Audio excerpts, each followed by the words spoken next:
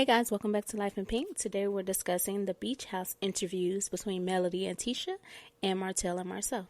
And I say interview because, baby, both her and Marcel came up with some questions. But what the people really want to know is, why did you go to Africa without your wife and kids, Marcel? That's the question they need answered. Alright, so all of this happens after Martell tries to place Melody back in that quote-unquote dutiful wife role that he apparently misses her in so much. Listen, he has some dangerous nerve. Do you hear me? But before we get started unpacking all of that, please take a second to make sure you're subscribed to the channel, like this video, and click the notification bell for all updates. Okay, y'all, so let's get into it. Alright, so we're picking up after the Scotts have arrived and they've already played that not-so-newlywed game that I know just ate AC up from the inside out, seeing how giddy Martell was over Mel, and more importantly, how disappointed he looked when Melody told the Scotts to stop insinuating that they're doing anything alone outside of co-parenting. Child, she burst his little bubble. And in my opinion, his feelings looked visibly hurt.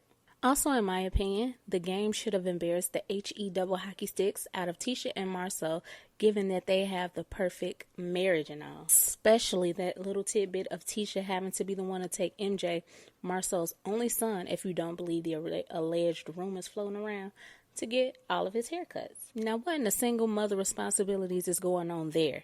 And then had to ask Martell if he could take MJ fishing with him and Tank when he goes, because Marcel doesn't and won't take the time to do it.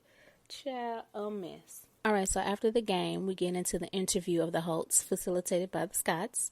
Marcel and Martell are upstairs playing pool, while Tisha and Melody are downstairs chatting on sofas, Oprah Winfrey Show style. Alright, so Marcel asks Martell how did they get in the space they're currently in, and basically just picks his brain about what he thinks the future may hold for him and Melody. Coming down the pipeline is, you dating, male dating.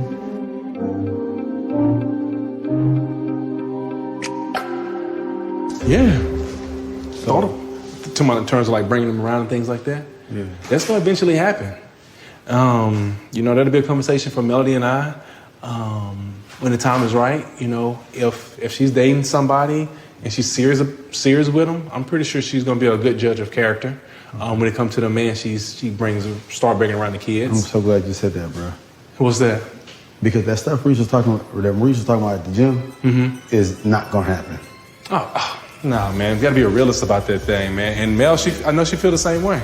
Whatever woman I choose, she's gonna be like an ideal. She's gonna be a good stepmom. Yeah. She's gonna fill in that spot really well. On the surface, Martell's temperament doesn't seem as though he could take Mel dating someone.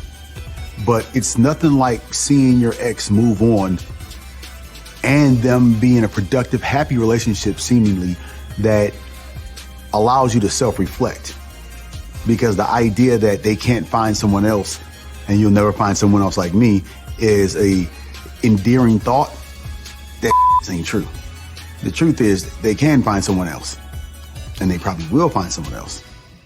You know what? That Marcel is full of crap 98% of the time, but every now and again he'll connect the dots perfectly, just like he did in that confessional about Martell seeing Melody with someone else.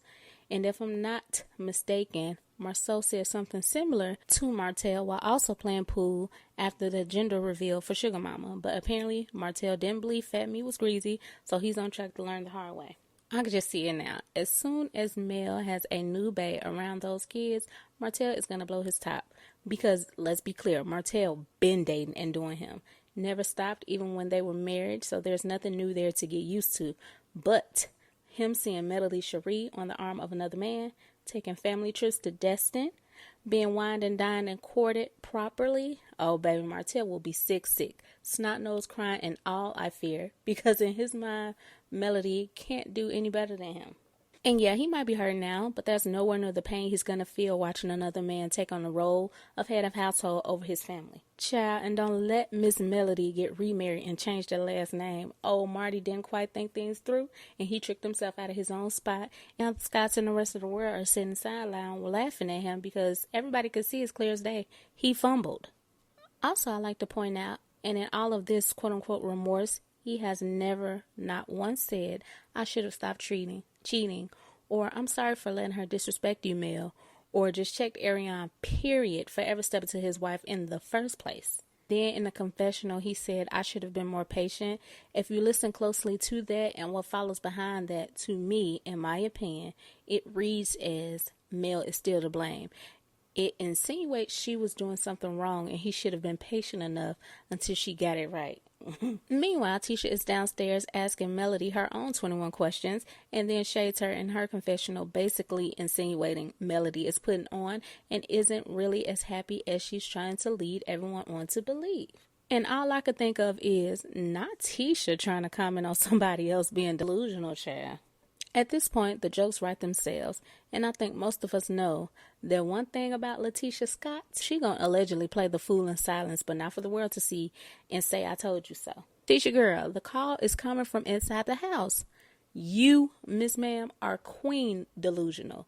And we, the viewers, have had front row seats to all of it. From Marceau's big bare back popping up all over social media in some hotel room, allegedly, to him embarrassing you in Vegas by refusing to not only renew his wedding vows to you, but to even get up and say a few nice words about you and the life you guys have created together. That's embarrassing. Oh, and we can't forget how your hubby of 16 years just up and went to Africa for an extended period of time without you and your children. Girl.